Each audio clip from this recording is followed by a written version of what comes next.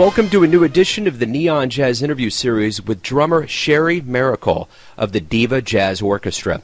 She opened up with us about their latest 25th anniversary CD that is doing very well on the jazz charts. She also reflected on the beginnings of this all-women band, the paths they have taken together collectively to arrive at today.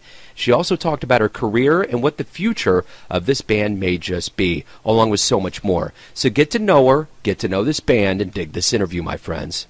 Okay, can you hear me okay? Yes, perfect. Awesome. Sherrie, thank you for taking a minute out to speak with me. I appreciate it. Yeah, great pleasure. So let me ask you this. I want to know about the latest album, the 25th anniversary album. Talk to me about this project and just kind of how you feel about it. That's a long time being at it. Yeah, well, probably, in all sincerity, about 2 years before we turned 25, I started thinking to myself, man, if we make it to 25, I want to think of something really special to do. And I thought of everything from inviting a bunch of the guest artists we've previously recorded with to getting some new guest artists and new music and et cetera, et cetera. And then one day it just dawned on me. We were playing a gig and I was just looking around the band as I was announcing them, and I realized most of the people in my band are also band leaders and incredible composers and arrangers themselves. And I immediately thought, well, duh, there's the solution. This is perfect for 25 years of band history to kind of have a pinnacle of music written, by Diva, for Diva, all, 15 friends in the band that have been working together, many for 23 years. The band has a lot of longevity in it, even in the current personnel. So I thought that's the perfect way to really honor the legacy of our founder, Stanley K., and what the band was, what's the intention of the band from the get-go. And that's how it came about. And I reached out to my bandmates. All of them were very excited, but I said, hey, we can only really stick to 10, about 10 brand new compositions. And I ended up writing 2 of them, and then 8 of my bandmates did the rest. Stanley was a one-time manager and drummer, relief drummer for Buddy Rich. And I want to know how, through him, through you, through the whole group, how did this group come about? Well, it was really driven by Stanley. Back in in May of 1990, I played a job in a pickup orchestra, and Stanley came in as a guest conducting for Maurice Hines. I knew who Stanley was because of the Buddy Rich connection, so after the gig, I made a point to talk to him and introduce myself, and we sort of stayed in touch, roughly, just in New York for a couple of years, and then in June of 1992, he called me and said that he wanted to start this band, and was I interested? And I definitely, because of the Buddy Rich connection and all. Buddy Rich is the reason I play the drums. And anyway, we had an audition, and 40 women came from all around the world, and that's how the band started. It was as simple as that. So what about you? How did you get started? Not only, loving jazz and getting into the drums, how did everything begin for you?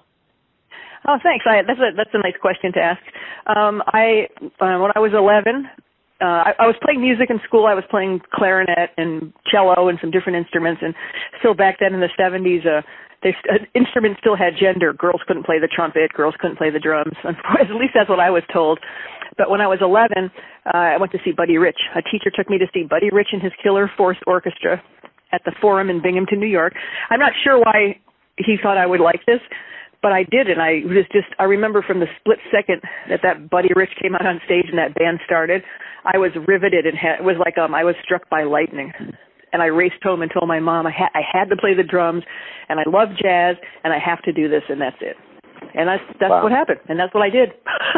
Nice. I feel so lucky.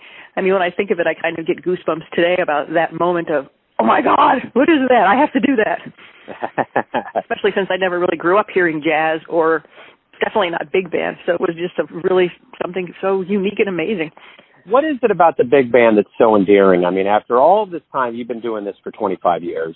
The big bands have been around for so long. So why has it been so endearing? And that has to be a cornerstone of the legacy that you've laid down with Diva. Well, I love it because for the obvious reasons is it's very, very powerful and very, very exciting, and by nature of the instrumentation has that ability to be soft and beautiful and subtle and sophisticated and explosive and raw, and where you can feel the passion and power just like pouring through everyone's instruments.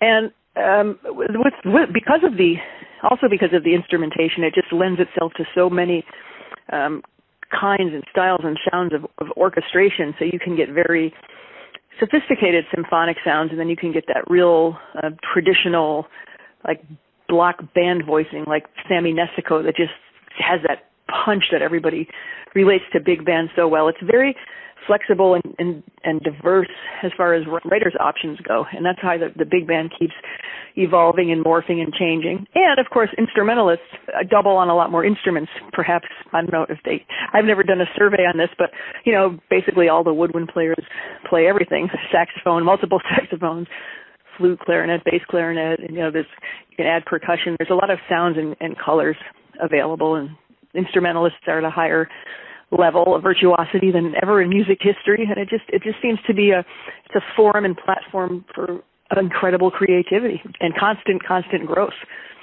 Always unique. So that's why I love it.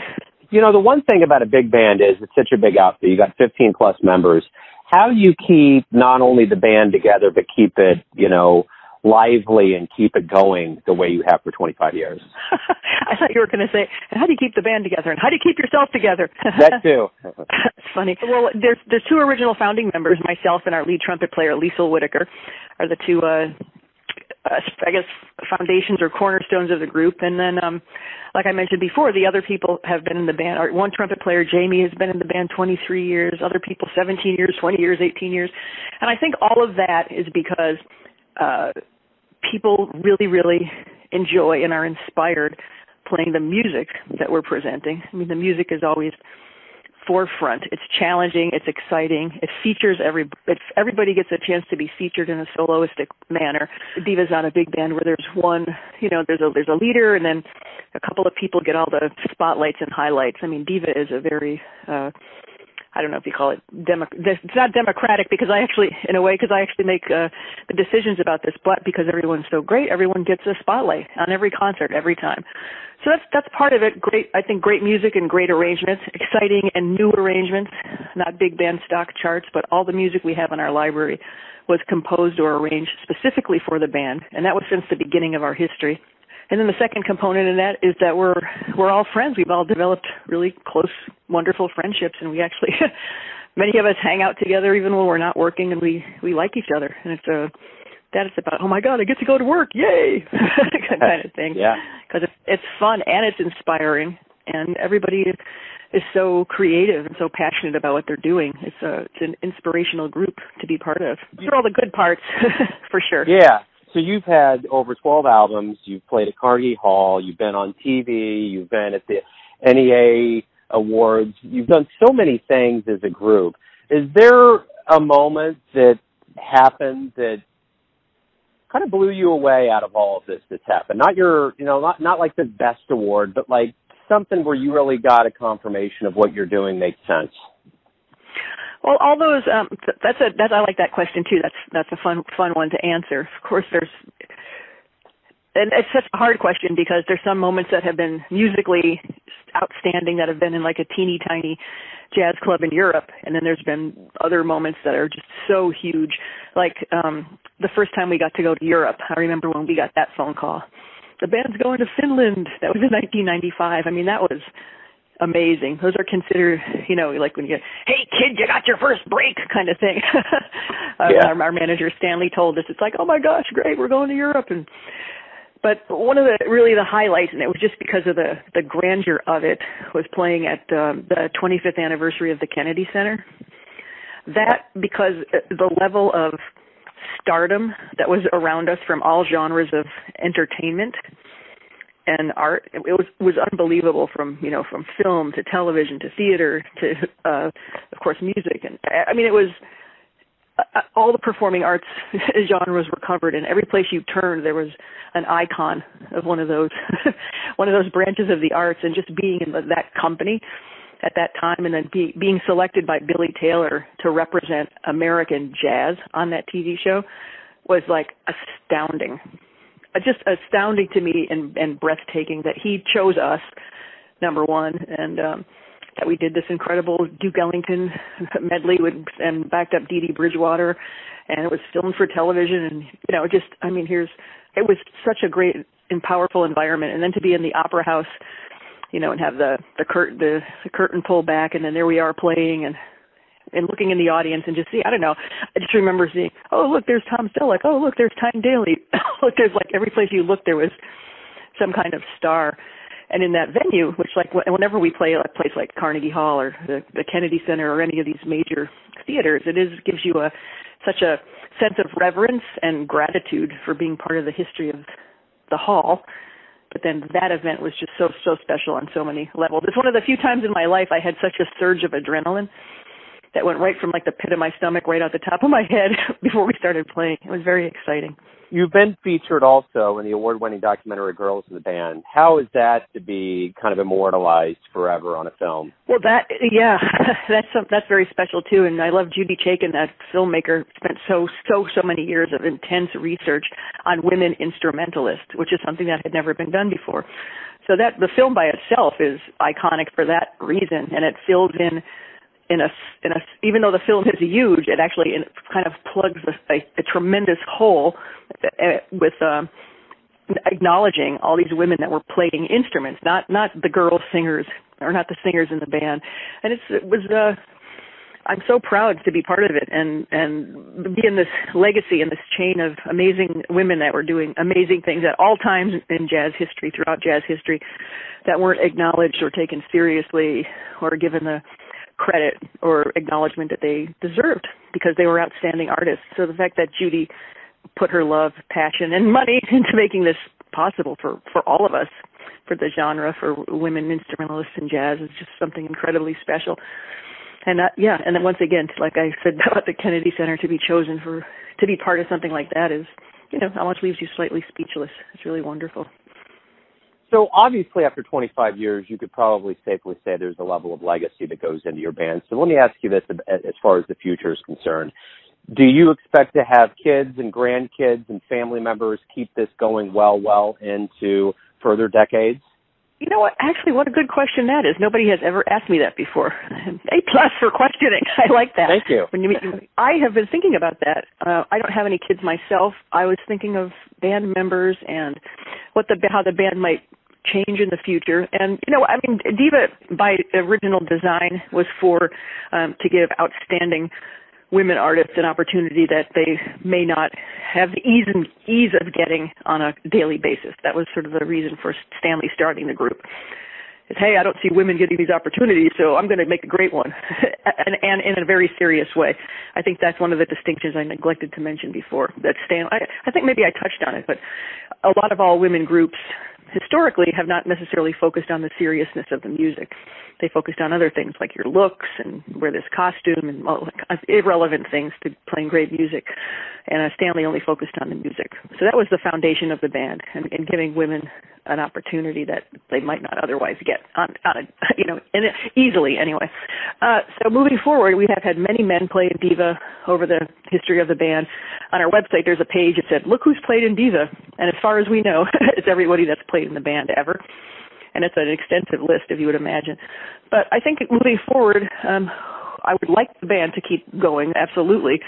And it would be important to designate some place for our library to go, and or somebody within the band, maybe one of our younger players, one of our 20-somethings that might perhaps be willing to take the reins, perhaps in the future. I'm not really sure. I just started thinking about that. Thanks for bringing that up again. I have to keep on it. It's important. Sure. Yeah. Well, let me ask you this. In the history of jazz, if you could get a DeLorean to pull up in front of your house to take you somewhere, who are you going to go see? Who do you want to see in the annals of jazz if you could go back in time? Ella Fitzgerald, without question. Ella Fitzgerald in any configuration. I was so lucky I got to see Buddy Rich so many times, but I've never, even though I could have seen Ella, I remember the time she was in Stamford, Connecticut, and I lived in New York, and I was like, oh, I'll see her when she comes to New York. And then she passed away. And she's one of my most inspirational figures in music on so many levels. for me. I would love to see her perform at any time. I'm not lucky for me. I was right on the cusp of where I got to see, Basie and Buddy and Woody Herman and a lot of the greats, and Maynard, and I worked with Slam Stewart and Louis Bellson and Benny Goodman. I got to see, and many and Sinatra and like that, those era of performers, but never Ella, and it was my own fault. So yeah. I have to pick Ella. Yeah, very cool. So why do you love jazz? Well, there's something that is always the interesting question about why did I flip out when I saw Buddy's band when I was 11. I guess I'm going to tell you why I love it, but I don't know why I love it as deeply as I do. As we know, love is really hard to describe. Something about the pulse of it, the swing of it, the way that the beat is outlined over time, just the way the music feels to me rhythmically, makes me feel something really deep, like in the core of my soul, that makes me incredibly happy. And it doesn't matter if the beat is like straight ahead swing, or if it's a certain kind of a bossa nova or a samba or whatever jazz oriented music I'm playing. There's something about the way that the groove and the beat feels moving over time that somehow hits me in a really deep place. And I absolutely love the creativity of jazz. Jazz is the only music that you'll hear live, that every time you hear it, it's a once-in-a-lifetime experience for the listener, every single time. And the same for the performer, because you never do the same thing twice. And that's always so exciting. I mean, you're going to hit the stage. You never, ever know what soloist, in my band anyway, we never even know exactly who's going to play what solo, but then even if it's the same person, you're going to hear something different every time. It's like a brand new experience. And that's so exciting, and it's so fun. It's impossible to ever feel bored in any capacity, because the music is always so exciting. And it's because of the creative input that collectively everyone has a say in what's happening on the stage. It's really amazing, especially in a big band, to be able to create exciting, fun, multi-dimensional, ever-changing creative music with 15 people at once. It's a really remarkable experience. The audiences are always different, and that joy that I know some jazz musicians don't view themselves as entertainers, but my band is there to entertain people, and it doesn't just take away from any of the artistry, because jazz to me is the highest level of artistic expression in the world, and the people that play it are the grandest virtuosos because of the technique needed to do it. Today, that's just how it is. Aside from, even though all that's true, I want people to walk away smiling and being really wildly entertained and want to come back for more. That's how I feel. That's what I feel is part of my job, and that's part of the fun for us too. And I always say, like, very, very humbly, I can probably on one hand remember times when we maybe haven't gotten a standing ovation. I mean, and that's pretty remarkable. I'm not bragging about it. I'm just saying I think we really move people to a level of happiness and joy and being entertained, and that's part of our mission. So everyone has a perception of you as a band, your family, your friends, the public at large, but you all control how you are, who you are, and what you're putting out into the world. What's your perception of this band? If you could dispel any myths, or you can just put it straight, who are you? The DIVA Jazz Orchestra is 15 very dedicated, serious musicians who strive to play challenging, exciting, contemporary, big band music, where each individual is featured and highlighted as a star of the band and has input into the artistry and creativity of the music that the band is presenting. And we want to bring joy, entertainment, and love of jazz to our listeners. Beautiful. I've noticed that your latest album is charting pretty well on Jazz Times. How does it feel when you have an album that charts well and the public's receiving it well? Well, man, it feels amazing. You know what the biggest thrill for me? One of my idols and one of my teachers is Jeff Hamilton. Do you know Jeff? Yes. Great drummer. An idol of mine. So it was so... because he is one of my idols. So on the charts, when I saw his trio album was number 1 and the DIVA Jazz Orchestra was number 2, I was so excited. And then it flipped, and DIVA was number 1, and he wrote me a note. He said, "Hey, what do you think you're doing, kicking your old teacher off the chart?" It made me laugh. I mean, that just by, that's a very personal story. But I can't even put into words how much I revere Jeff Hamilton. So that was kind of cool. But truthfully, this is just the true. I'm sharing it with you because a lot of jazz musicians and my colleagues go through this.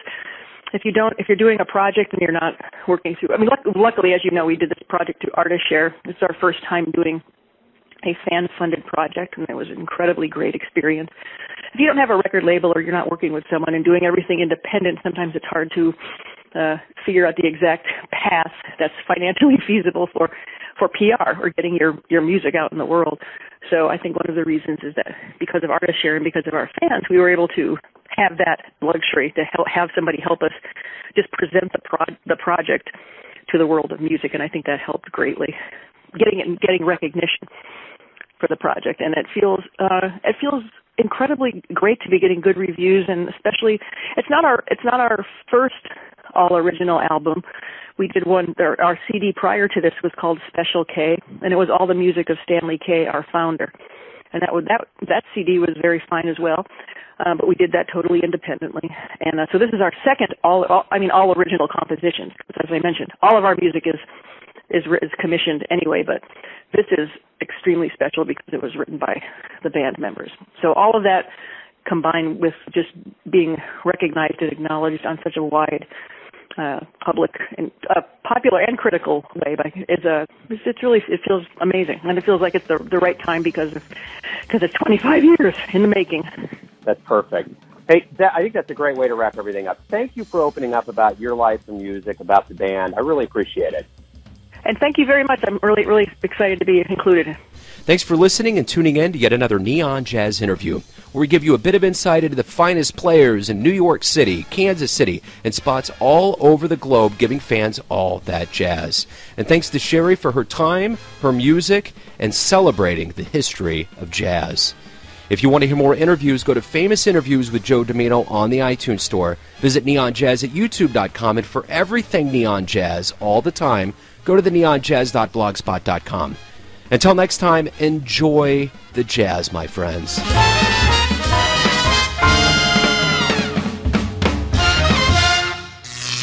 Neon Jazz.